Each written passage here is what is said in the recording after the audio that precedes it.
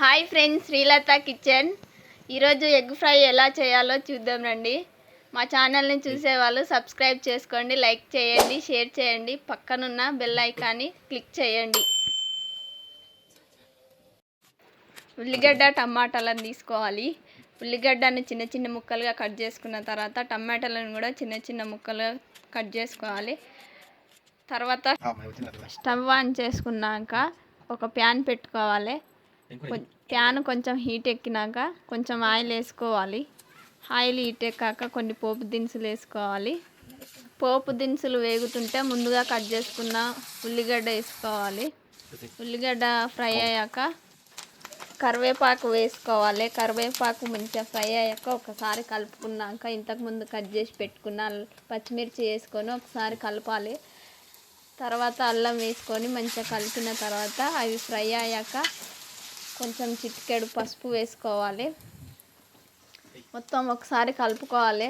అవి కొంచెం వేగిన తర్వాత ఇంతకుముందు కట్ చేసి పెట్టుకున్న టమాటా ముక్కలు వేసుకోవాలి. వాటిని ఒకసారి కలిపి ఒక 5 మినిట్స్ మగ్గిన తర్వాత కొంచెం సాల్ట్ వేసుకొని మంచిగా ఉడకనియాలి. అవి ఉడికిన తర్వాత మనకు సరిపడంత కారం వేసుకొని ఒకసారి మంచిగా కలుపుకోవాలి. కలుపుకున్న తర్వాత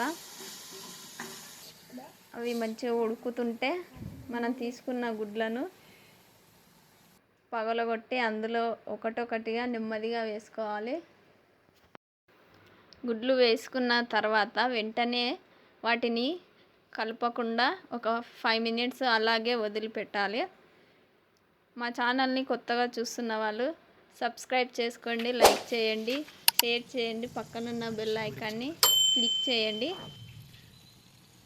5 మినిట్స్ తర్వాత మొత్తం ఒకసారి కలుపుకొని కొంచెం చిటికెడు మసాలా వేసుకొని ఒకసారి కలిపిన తర్వాత మనం అనుకున్న ఎగ్ ఫ్రై రెడీ అయ్యింది ఫ్రెండ్స్.